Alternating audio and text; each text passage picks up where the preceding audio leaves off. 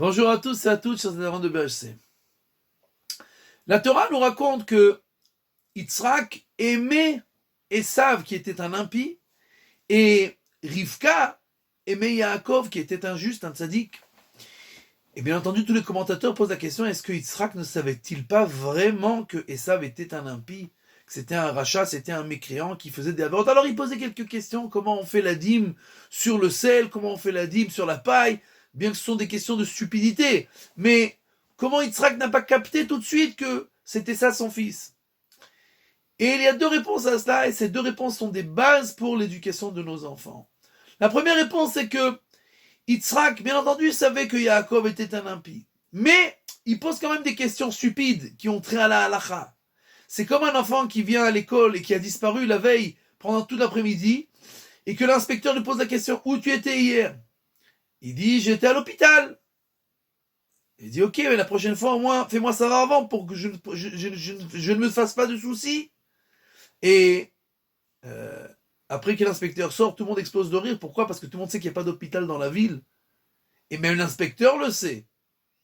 Et pourquoi il a fait semblant de ne pas le savoir et d'accepter cette excuse stupide? Parce que si un enfant a encore honte et donne des excuses, alors il y a encore espoir qu'on pourra le rapprocher. Mais si cet enfant avait dit avec insolence, j'étais au cinéma, qu'est-ce que tu veux faire? J'étais au cinéma. Alors il n'y a plus rien à faire. Cet enfant, il est déjà trop loin, il a déjà tout lâché.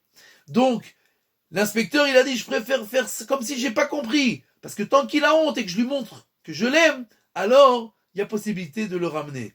De la même manière, Yitzhak montrait cet amour-là en sachant tout ce qui se passait avec Esav, mais en pensant que si je lui montre mon amour et que je vois qu'il a encore honte de moi, alors il y a possibilité qu'il se repentira à la fin. Deuxième explication du Ben Ishraï extraordinaire.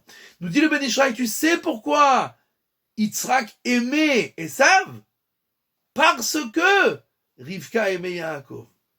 Il est impossible, dit le Ben Ishraï, dans une famille que les deux parents aiment seulement un enfant et l'autre se sent complètement délaissé par tout le monde. Parce que alors il n'en sent qu'il n'a plus aucune place, ni dans ce monde-là, ni dans cette famille-là. Et donc, en fait, il n'y a plus espoir pour rien pour lui. Et donc, il n'a plus aucun scrupule pour tout lâcher.